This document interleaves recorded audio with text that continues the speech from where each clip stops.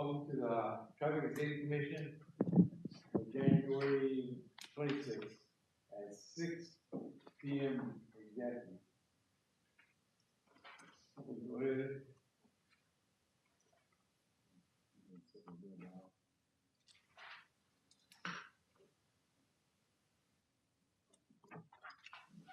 Okay, let's go ahead and do roll call, please. Pardon? Okay, let's do the pledge of allegiance first. Sandra? Okay, you can please stand. Thank you. I pledge allegiance to the flag of the United States of America and to the republic for which it stands, one nation, under God, indivisible, with liberty and justice for all. Okay, go ahead and do roll call, please. Commissioner Takayama, Present. Commissioner Hogan, Commissioner Hernandez, Present. Vice Chair Knox, Present. Chair Bass. Present. Do you have any corrections in the agenda? Chair, Commissioners, no corrections to the agenda at this time. Okay. Any public comments? No public comments. No public Okay. comment? Okay. Okay, well, approve the minutes of October 27th of last year, the 25th. Is there a motion for this item? I make the motion. I second. I abstain. We have a motion to approve the October 27, 2025 minutes by commissioners. I want to commence roll call. Commissioner Takayama, Present. Commissioner Hogan, Present. Commissioner Hernandez, Present. Vice Chair Knox, Aye. and Chair Bass will reserve his vote. The motion passes. Regular business? Regular business, we have a green curve application first. Yeah, Chair, it's item number 2 is 3311 West Beverly Boulevard, green curb application. Mr. Roldan, is this? Thank you very much, Mr. City Manager. Dennis Barnes, Traffic Engineer, will provide you with a recommendation and a synopsis of the project at 3311 West Beverly Boulevard, green curb application.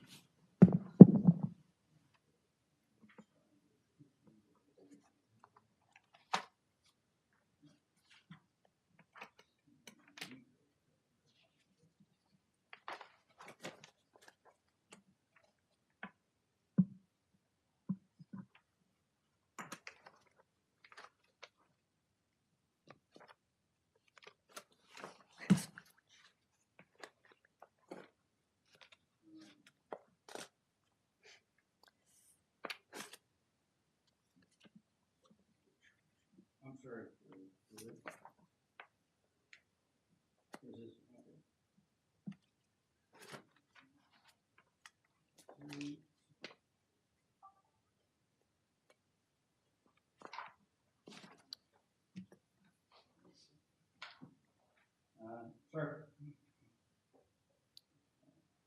Sorry for the delay here. Good evening, Commissioners.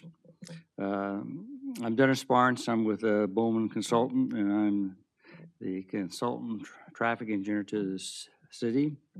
And so I'll proceed to present the first report here with the green curb application. And my agenda is a little out of order here. I'll start off with the recommendation. And first of all, approve the traffic engineer's recommendation to approve the request for the installation of 22 linear feet of green curb and an R32F 20-minute parking sign at 3311 West Beverly Boulevard, as shown in figures 3 and 4 of your report. The background information was provided and reviewed by staff and myself. In your reports, I provided some background information so that you can see how it's referenced into the city code. Page 2 of the report, I provided some aerial graphics as well as a street view so you could see where the proposed location of the green curb is. With that in mind, staff and myself, we reviewed the request. The request was, in my opinion, was legitimate.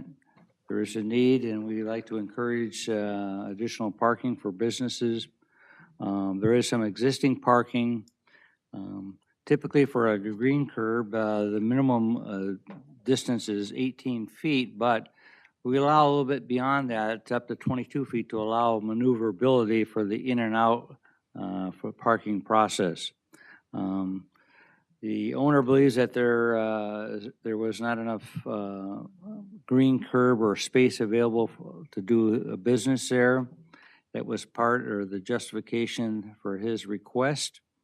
Again, did the review. I believe that is warranted as such and made the recommendation that the green curb be approved, as well as the installation of a 20-minute parking sign as shown on page 4 of your report.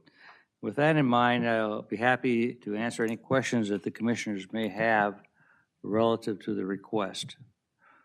I have one question. Is that building there, is it vacant still?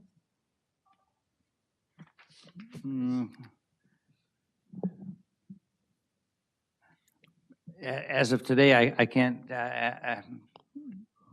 still vacant, I believe so, but I have to defer to staff. I did not personally speak with the individual or the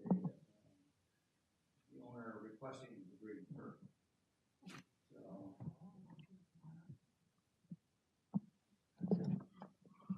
Any other questions? No, I could go ahead and answer that. Yeah, so this request that came in from the business owner that's looking to open up shop, and they're, part of the revitalization of the city's businesses is coming in and requesting something like this in order for them to allow for vehicles to come and go. The 20-minute parking is something that we believe is going to help assist the business in the future. And so that's what we are recommending at the moment. Yes, it's my question. I have no comments. Yes. No No comments. more comments? Okay, we'll go ahead and get a motion. A motion to approve? I'll second it.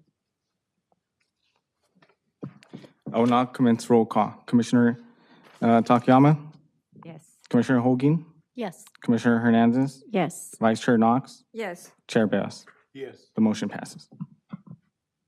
Okay, go to item 3. It's the hallway sign on study on North 3rd Street and Cleveland.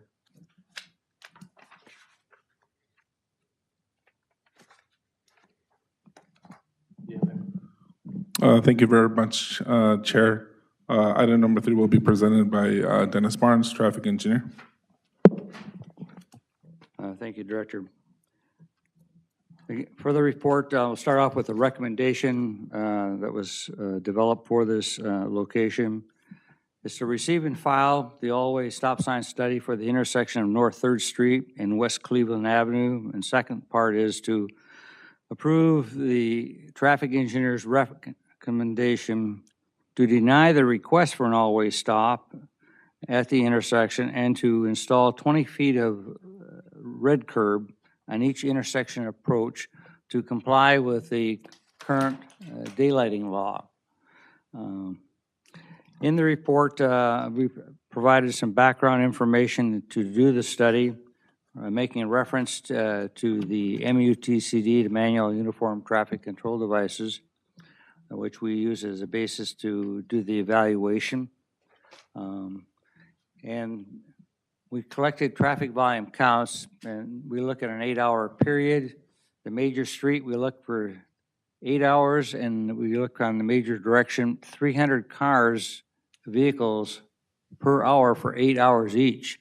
In addition, on the side street, we look at bikes, peds, and other cars in the same 8 hours in amount of 200 vehicles. So if you think in terms of That's 2,400 vehicles in 8 hours on the major.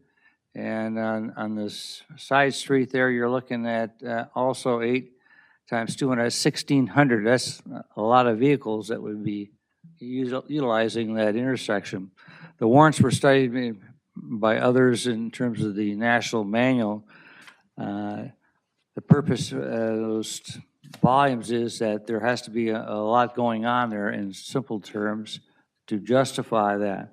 The other consideration when we look at the study, we collected at the intersection in terms of accidents, 5 or more accidents that would be considered correctable by the installation of a stop sign. And those typically are right angle, broadside type accidents, or left turns, or right turn type accidents. There were no accidents at the location. So the criteria for, and then in your reports in figures 1, 2, 3, 4, and 5, I've given basically diagrams so you can have a better view of what it looks like. If you go over there and drive that particular intersection, it's open. The only thing of observation when I was there is that cars tend to speed through because they're not stopping, but we don't put the stop signs in for speeding issues. We look at other enforcement activities through the police department. We look at other type of traffic calming measures that might be utilized in terms of maybe a radar feedback sign, slow down, that type of thing. The essence was that it did not meet the traffic volume warrants, nor did it meet the accident criteria that's been identified.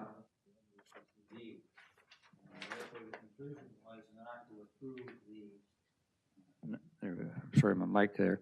Not to approve the request for an all-way stop.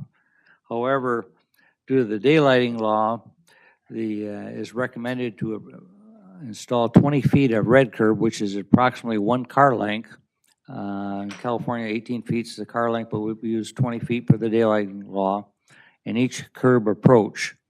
So when you approach the intersection in each direction, there would be a strip of red curb there prohibiting parking that allows increased visibility for both the motorists and pedestrians, opens it up so you have better visibility.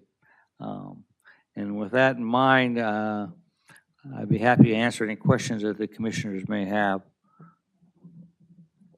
Any questions?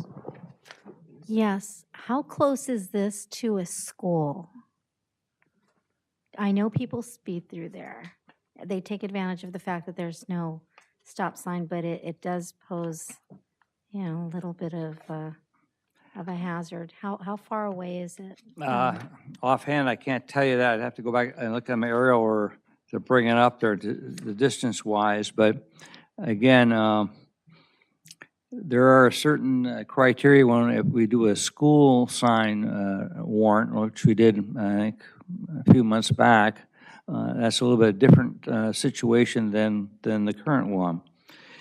When you have a school stop sign request, then we're taking ped counts, looking at how many children are utilizing the intersection and so forth. This was not the case for this particular location. I can't tell you without looking up what the distance is to the school, nearest school. So there is a school on Madison, which is just a block north of this location. There's a lot of kids that walk through there.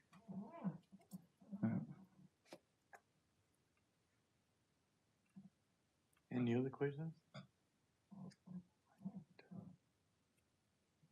How long would it take to put the red curb? How long to install? It depends on of course, the maintenance staff, but typically they can do, within a half a day, they can paint all 4 corners, assuming that there's no vehicles parked there. If there's a vehicle parked in that particular spot, then they may not be able to do it all in, the first time they're out there. The other way they sometimes do is they'll send a notice that they're going to be out there working or to the residents so they're aware. Yeah, so we will generate a work order if this is approved by the commissioners, and then we'll generate that work order, and it'll take less than a week to do the red curb. So this would have to, this goes under the daily life. Yes, under the daylighting law, that's a new law that's, right. And all California cities are obligated to keep that law or apply the law unless they go to council and decide to make some kind of a variation, which legally they can do. Cities can do that, but at the present time, we're following, it's my understanding, Montebello is following the law, and we apply the daylighting law. To make any deviations from that, there is a procedures that an agency has to go through to amend that or do something different to be on record. But Yeah, just additional information for the commissioners. We have a few new ones, but if I remember correctly, at some point last year, this all took effect last year, we had the planning department come and give a presentation on our compliance on the law, what we need to do since last year, we've been working towards being in compliance with the daylight savings law, with this law, and then also, so this item, and then I know question about schools and stop signs, and we're very mindful of those things. Staff's making the recommendations based on the data that they receive, based on the formula that we have to adhere to. But with that said, the red curb painting will probably help with the visibility. So it's just a different approach that we hope will help traffic flow a little better and allow folks to cross a little bit more safely. Okay, on this count, is it done by just autos or by pedestrians? I'm sorry. On the I think- count, Like, how is the How count is the factored count? in? right, I was like, but pedestrian, It's vehicle count. So he is asking The versus vehicle count's vehicle. right. We didn't do a ped count for this particular one. The other intersection you may be thinking about was here the last couple of months ago was that one was a school there. And then we did take manual counts of all the pedestrians. And that was the justification for that all-way stop at that school crossing there. because this one is near the school, near, I guess it's Fremont Elementary. It Right. is, right? It's close to, it's right down the street. And I just wonder about that because they do, they go through there quite, I just wonder, The challenge is that the way the state regulations are, we have to make these counts based on a 24-hour period, right? So you're correct, right? Obviously, during school times, there's more traffic. When people are going home, there's more traffic. But we have to average that out over a 24-hour period, right? And that's basically what determines whether or not the need is. But on this one, it was primarily vehicle count, right? That's correct. At this particular intersection, with the request for the all-way stop, it was strictly traffic volume counts, and not ped counts. If it was in proximity, like within, say, 600 feet or so, or real close to a school, that would have been different. Then we would have asked for manual turning movement counts to see what the ped volumes were. Now, that's not to say that, with the concern of the commissioners, that you could ask that be done as a follow-up to the study if you so desire.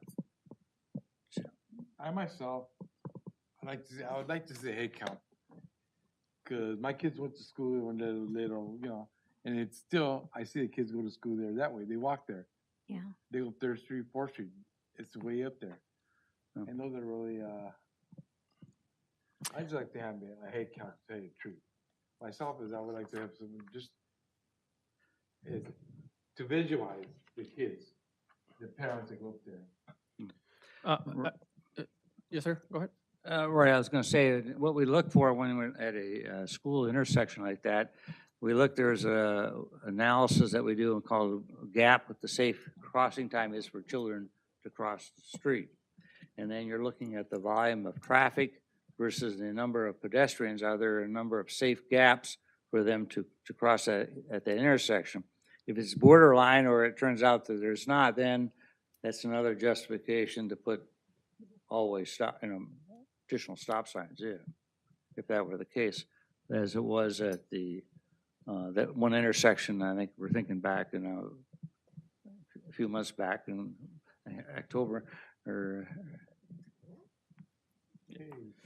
Chair, and if I may add more information or more context, well, we agree with you. We share your concerns about kids and schools, but also we have to work within the confines of what we're responsible for as a city. The missing component here is frankly the school district, right? And that we seek their guidance and their partnership, right? Well, you're advocating for something that they should be advocating for.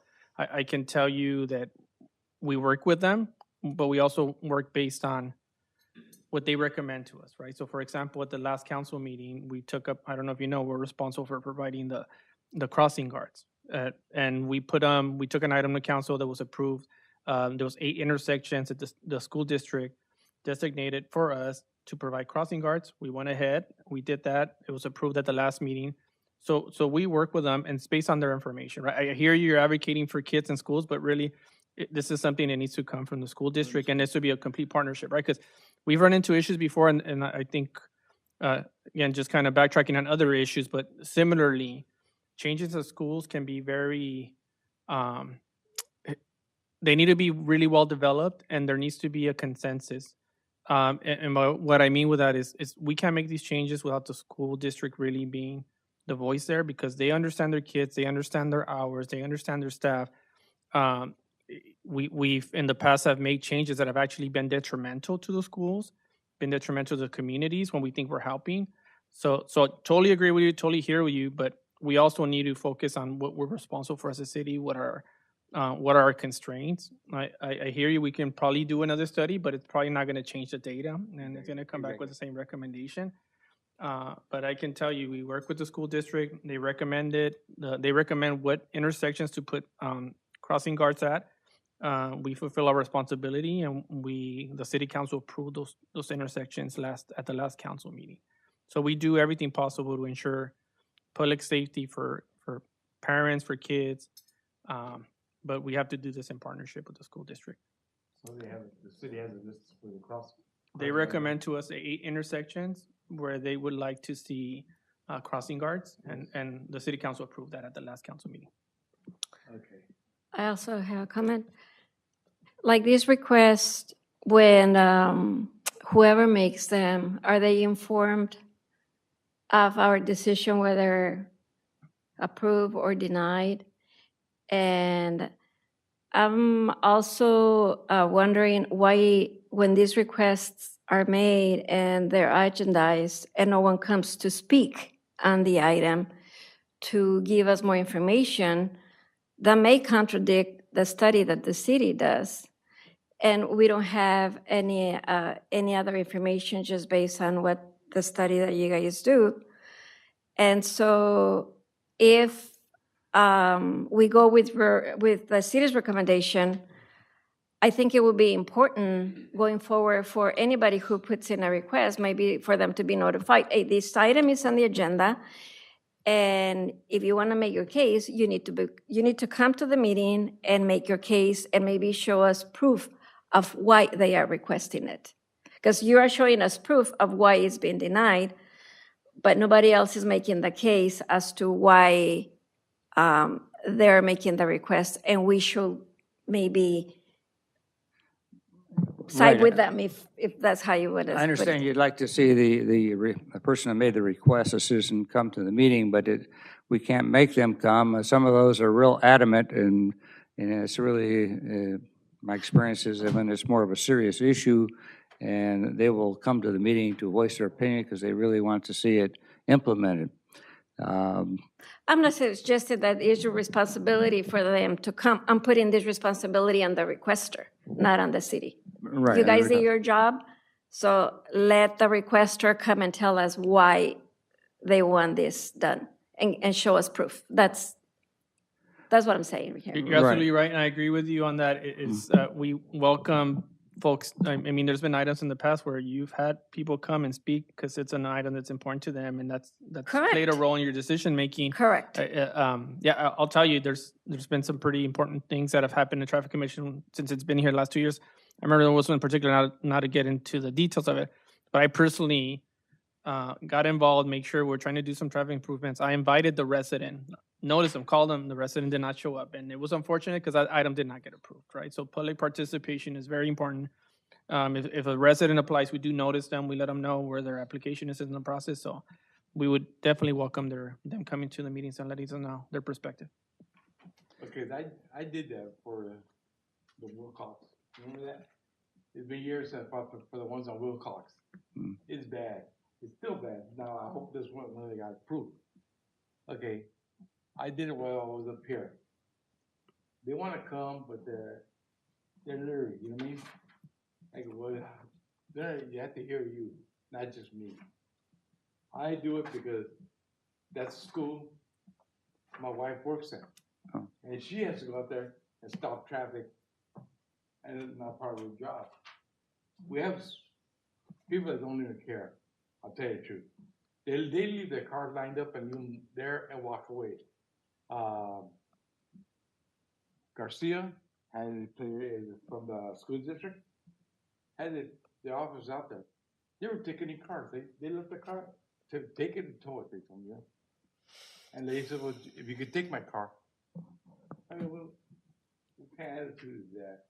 But I just want to say that, oh, you know, if some already got approved, we'll probably get them done.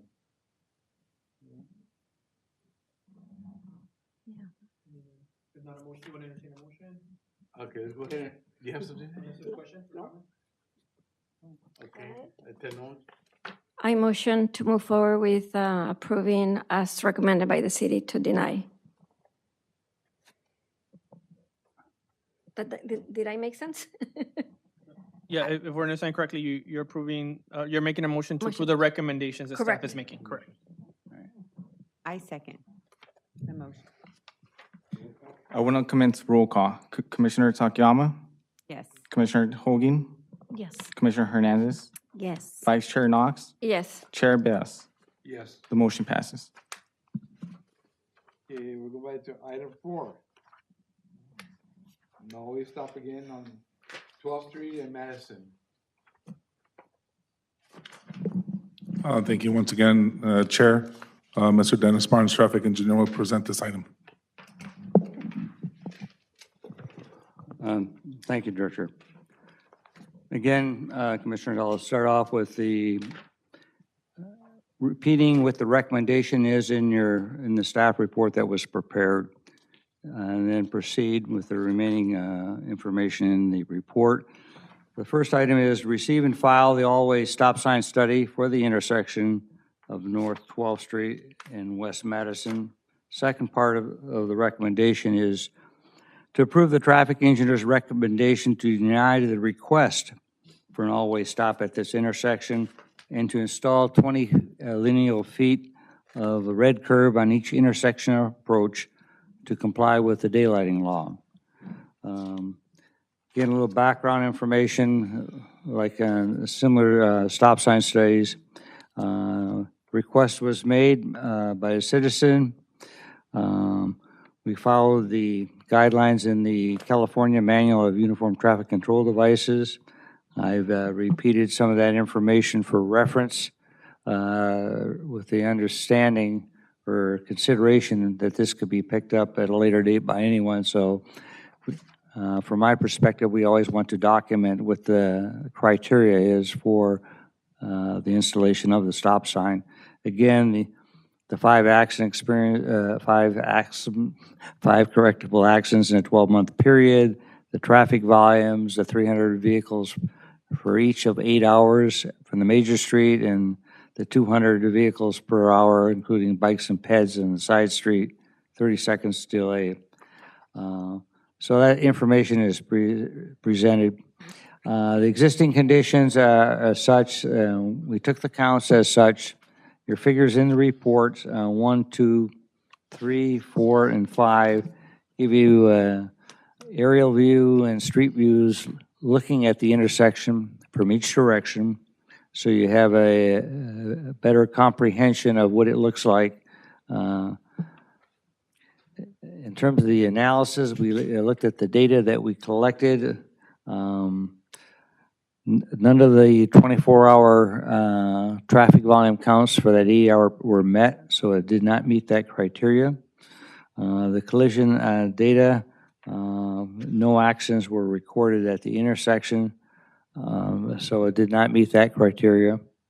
In terms of red curb and to comply with the daylighting law, recommended installation of a red curb in all intersection approaches for 20 feet. And that would include, if there's some existing there, we would paint over it with new fresh paint. And it would result in the loss of 2 parking spaces. As I mentioned, the 20 feet is the approximate car length, a little bit more, 2 feet more than the standard car length in California, which is 18 feet on the books if you were to check it out.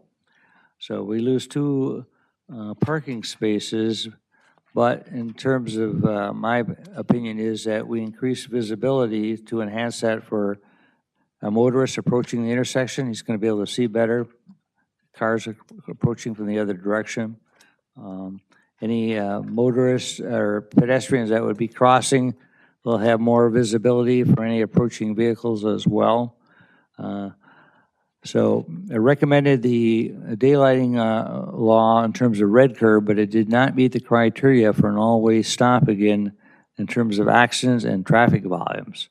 And with that in mind, open it up to any questions that commissioners may have. Any questions? I have no questions. I have no questions. No questions.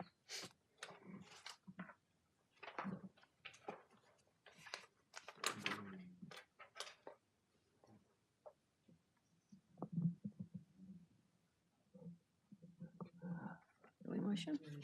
Yeah. Yeah. Go ahead and entertain motion, please. I motion to approve the traffic engineer recommendation to deny the request. I'll second.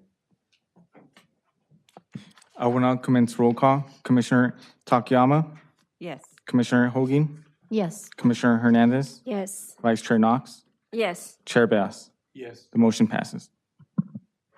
Okay, we'll go into item 5. Now we stop intersection Finley Avenue and Yellow. With the stand around Yellow. Thank you very much. Chair, Dennis Barnes, traffic engineer, will present this item as well. Thank you, Director. Again, like the prior reports, I'm going to start off this presentation to the commissioners with the recommendations. Number 1 is to receive and file the all-way stop sign study for the intersection of Finley Avenue and Via San Dilero. Second, approve the traffic engineer's recommendation to deny the request for an all-way stop sign intersection at Finley and Via San Dilero, but to install 20 feet of red curb on the intersection approaches to comply with the daylighting law. Again, background information is presented in the report. Traffic volume counts, they did not meet the criteria. The accident experience was also not met at this intersection. So in terms of the existing conditions, you can look at the diagrams provided in your report. Figures 1, an aerial view, and figures 2, 3, 4, 5. They give you a street view, what you're looking at. Again, the intersection is, for the most part, open. So that, in my opinion, you don't have any problem seeing an oncoming vehicle from the other direction as such. The conclusion was, looking at the analysis of the data, if you look at the page 5 of the report, we talk about or present the ADT volume of 1,200 vehicles on one side of the road and 1,360 on the other side. That's over, again, over a 24-hour period. And then on the Via San Dilero, there was a volume of 1,600. So the volumes don't come close to meeting any of the established criteria in the Manual of Uniform Traffic Control Devices. The collision accident data, there was 1 accident reported at the intersection in a 3-year period. So there was 1 accident there. Did not meet the 5, but there was 1.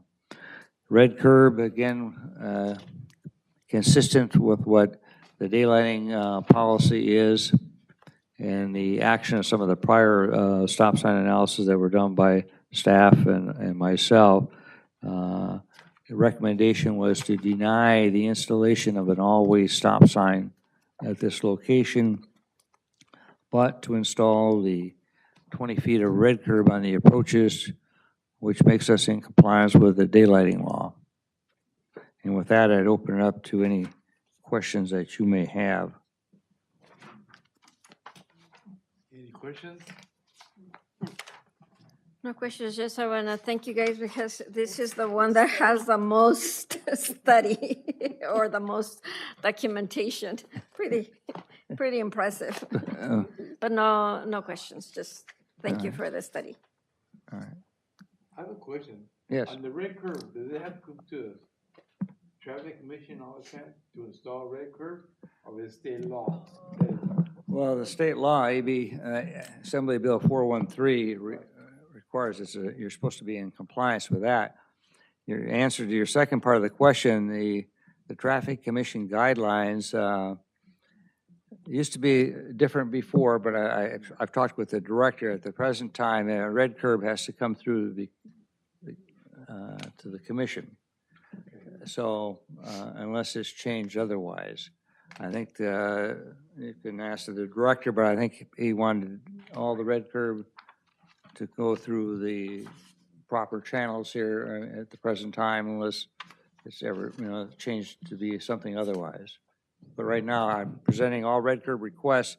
I've been told or informed to take it to write the staff report and go through the current process. Yes. Thank you very much. So as we discussed in the past, adding red curb, like Dennis stated earlier, we're adding 20 feet of red curb, which is a parking spot. So we do have to be cognizant about the parking in most of my neighborhoods, especially where there's a lot of apartments or multifamily usage. So we bring those for consideration so that, we all make an informed decision, an educated decision on whether or not we're going to take some parking, right? And so this daylight law already taken away 4 spots potentially, at any given intersection. So, we're taking it, one by one, and we're, taking the opportunity to, see what you have to say about that. And also the city manager's recommendation and consideration as to the fact that, we do have to be protective of, parking situation, because not everybody parks on site.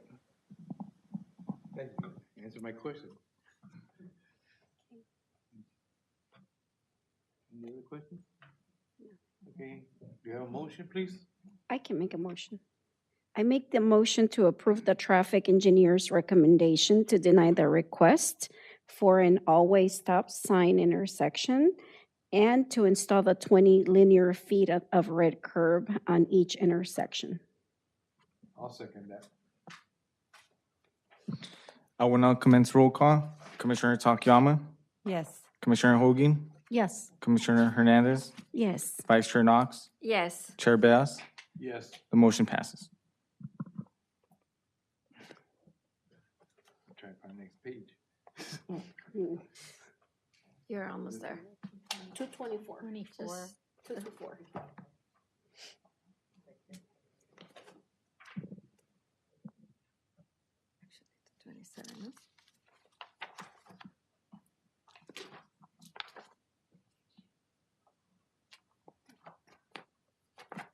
Okay, here we go. Sorry about that, we lost. Item 6, for speed bumps on that same street. I'm sorry. Thank you very much, Chair. Once again, Dennis Barnes, Traffic Engineer, will present this item.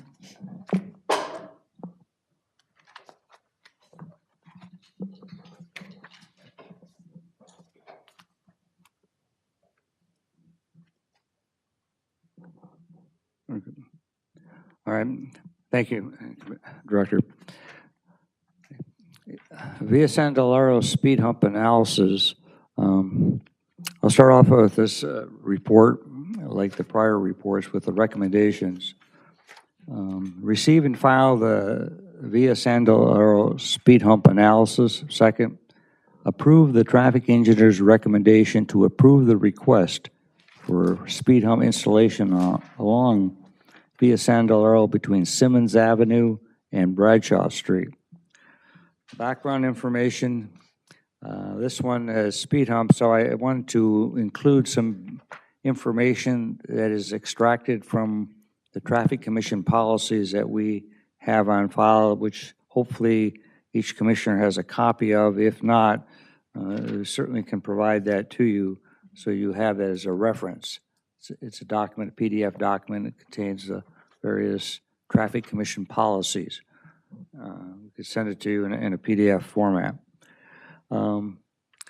It talks about the request, what the format is to go about requesting the speed hump on your street. Talks about the petition process. Talks about the different grade criteria in terms of a street, not exceeding 6% or 8 for short periods of a distance. It talks about should be a minimum of a quarter mile in length. And so that's taking the 5,280 feet and divide by 4, and that's approximately the approximate distance, plus or minus. So that's a consideration. We talk about it has to be a residence district as defined in the California Vehicle Code, which can be checked out in the section 515. It has to be a street with a 25-mile-per-hour speed limit, and that's posted or could be a prima facie. And then we go on that it talks about the different suggested spacing, talks about the traffic volume should be a minimum daily volume of 2,000 vehicles before they're considered. They also talk about whether we've tried any other exploratory procedures to control the speeding. Prioritization, if we have a list, there's a procedure to establish where they are in the list. And the removal, same process that it went through in the beginning. They can also be taken out, but there is in the Traffic Commission policy, there is a caveat in there. There's some cost involved if they want to have them removed at a later date. And I won't count on my memory, but I will offer to provide all the commissioners with a staff can send a PDF of those Traffic Commission policies to all of you so you can have it as you can look at it, and it will cover almost all the items that we talk about each monthly meeting for reference. I assume you have it, but maybe not, so I'll just assume we'll send out a new PDF of the policies for your reference. The existing conditions as such, on page 3 of the report, I provided an aerial view of Via Sandalero, and I've shown the distance as in a red line in that diagram. That shows you where the request is. I had a chance to check this out in person. To evaluate a request for speed humps, we want to confirm there is a speeding problem. So that's why we take a ADT count as well as a speed profile count. And the trigger is that speeding is identified if it's measured 8 miles greater than the posted speed limit. So if it's posted at 25, we have to have something that measures 33 or greater. That would confirm by the policy that's stated in the guidelines that we now have a speeding problem, therefore it qualifies, it meets the criteria as defined in the city policy. As you can see in the analysis section of the report, the average speed was 31, but we did have one day, there was one of the days that we measured, there was 33 miles per hour. So that confirmed on that particular day there was a speeding. So that kind of validates the request that the person, so we could take maybe 30 days, we'd find more days that there were greater than 8 miles or greater. But that's sufficient as such for my recommendation that it met the speeding criteria. And my recommendation in terms of the speed hump request would be to install 2 speed humps. sometimes I will put the diagram in there how far apart. The policy states they can be up to 400 feet, but I follow the ITE, Institute of Transportation Engineer guidelines.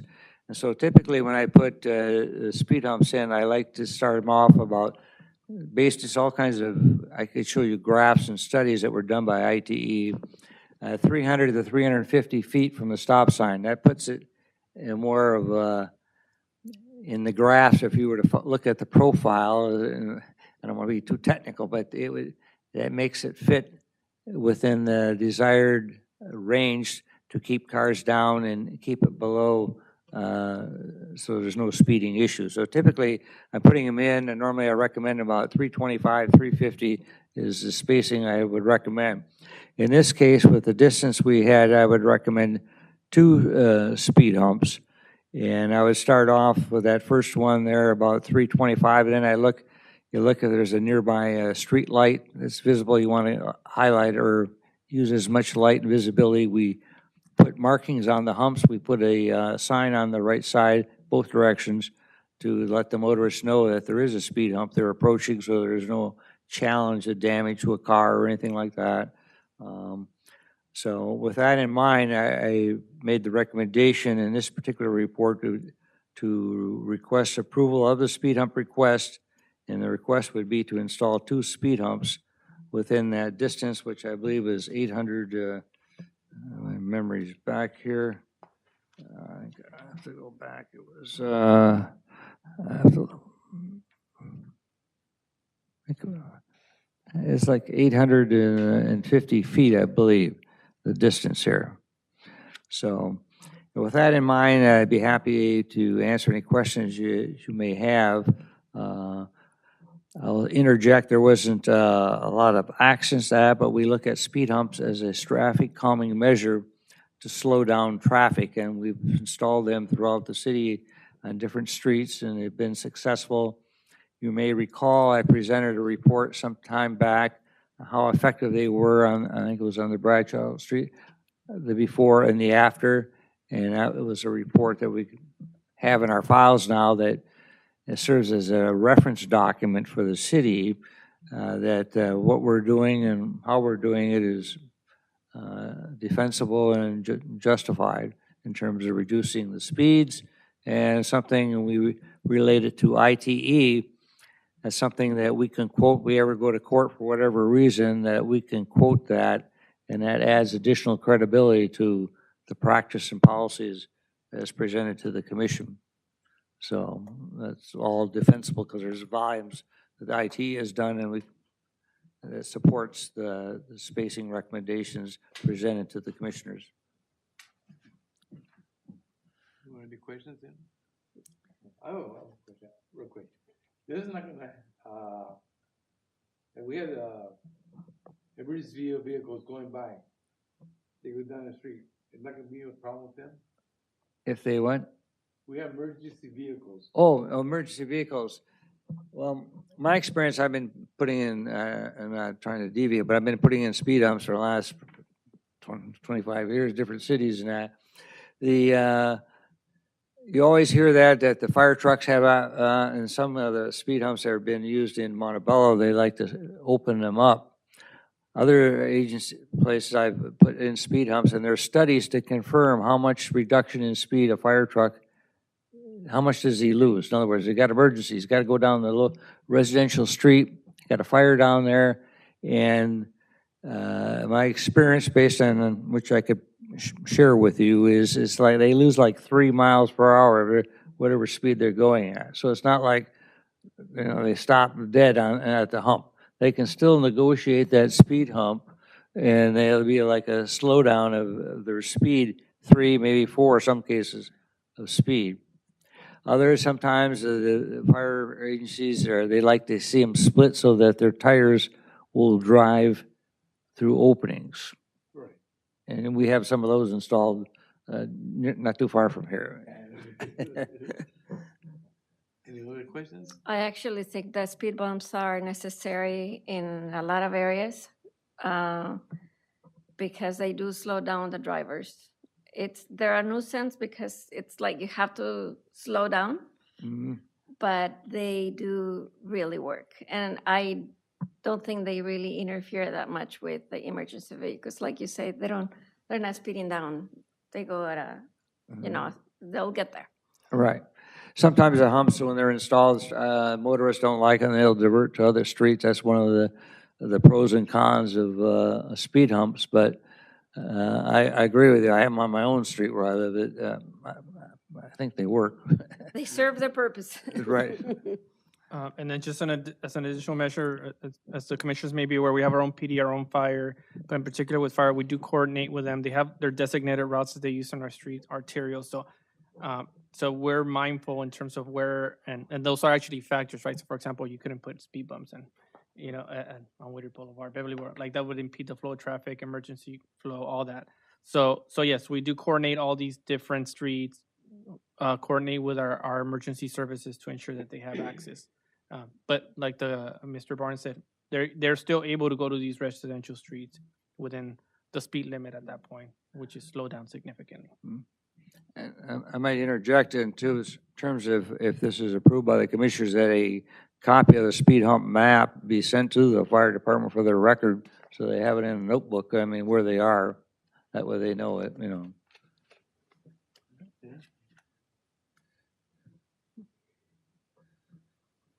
Motion?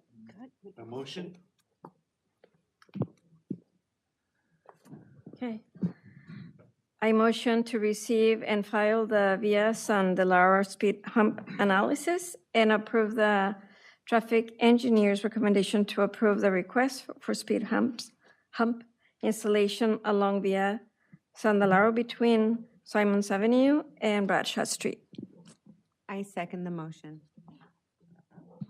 I will now commence roll call. Commissioner Takayama, Yes. Commissioner Olguin, Yes. Commissioner Hernandez, Yes. Vice Chair Knox, Yes. Chair Best. Yes. The motion passes. Item 7, which is another set of speed bumps. Thank you very much, Chair. This item is the addition of speed humps at Top Golf Drive and the deceleration right turn lane pocket on Via Campo at Top Golf Drive. The recommendation in front of the Traffic and Safety Commission is to approve the Director of Public Works recommendation to construct speed humps on Top Golf Drive from Via Campo to Bella Verde Drive as a safety and speed control measure, and improve the addition of a deceleration right turn lane on Via Campo onto Top Golf Drive as an enhanced safety measure. So from the pictures, on pages 3 and so forth, the attachments, you can see that there have been accidents at the Top Golf. A lot of times, a lot of the curb, when drivers are taking it, they have taken down streetlight poles, which is something that the city has to replace. And we have received complaints of speeding from both the Top Golf and also the golf course itself, which is also managed through the city, but through a third party. So we're cognizant that the importance of adding speed humps in that area is critical to the safety of the patrons, especially when the parking lot is located on the west side of the lot. And a lot of the patrons do have to cross across the street to the Top Golf. And so there is a sharp corner there, and we want to ensure that no one gets hit. Additionally, what's good about this project is, if approved, we do have a contractor on site that is working on resurfacing Via Campo from the west side of limits all the way to past Garfield. And so in doing so, we have the ability to secure the contractor to do that work. We have the available funding to do that, to do also the deceleration lane onto the Top Golf. The reason that we're doing that is because we want to make sure that a lot of the vehicles that are coming off the freeway, both at Finley and on Garfield, they're going at high speeds. And so the patrons that are going to utilize Top Golf, we need to make sure that they have a safe right turn pocket into the Top Golf. And then also the city's golf course. And so with that recommendation in front of the Traffic and Safety Commission today, I encourage you to approve these 2 items.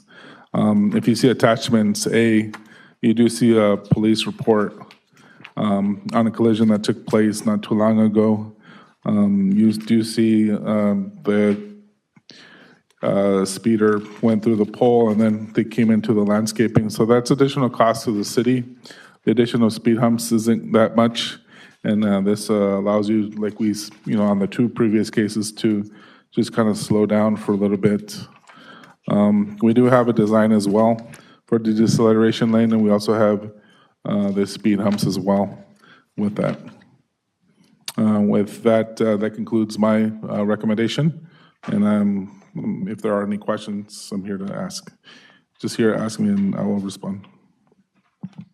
Anyone have questions? No, I just have a comment that I think it is necessary for the humps to be placed there because a lot of drivers that did not, since before you could make just only a right turn and now you can go straight and that backs down the traffic. So I see a lot of cars cut through to get to Garfield. And that's probably one of the reasons why they're driving faster because they're not getting in the parking lot to go to Topgolf, but to cut through. I done it myself, that's why I know. That's an excellent point, yes. So you're circumventing to get to Garfield, understood. So I think a bump is necessary. Yeah. No more comments? No more comments? Okay. I make a motion to approve the Director of Public Works recommendation to construct speed humps on Topgolf Drive from Via Campo to Bella Verde Drive as a safety speed control measure. I second. I will now commence roll call. Commissioner Takayama, Yes. Commissioner Hogan, Yes. Commissioner Hernandez, Yes. Vice Chair Knox, Yes. Chair Bass. Yes. The motion passes. Okay, we'll go to item 8, blue curb application. Thank you very much, Chair. So in this case, it's for the removal of the existing blue curb. And then Mr. Dennis Barnes, traffic engineer, will provide you with his recommendation and agenda. Thank you, Director. Again, to present this report, we'll start off with the recommendation, and it is to approve the traffic engineer's recommendation to approve the request for the removal of disabled parking space and the R99 sign at 116 South 3rd Street, as shown in Figure 3.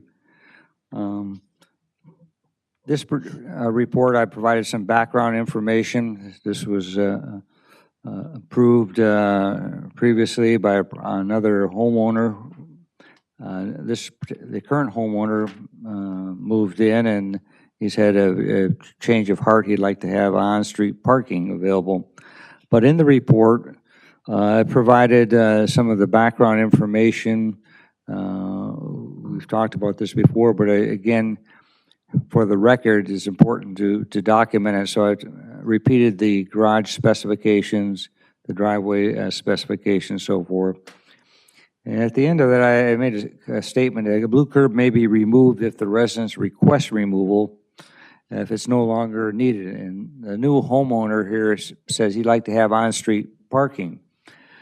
And so he's requested removal of the blue curb, but once the blue curb is removed and the sign taken out, that's a public parking space. Anybody can park there. So the intent is he wants to be able to park in front of his home, but it's not to say we won't guarantee, of course, that anyone can park there.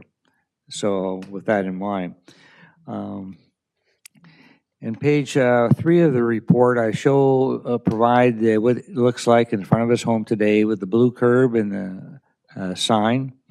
And then in figure 3, I show the request with a red arrow, and then rather than go out there with a sandblaster of the blue curb, which could be done, they used to do that years back, but it's easier just to use gray paint and gray it out, which kind of matches the color of the curb as such.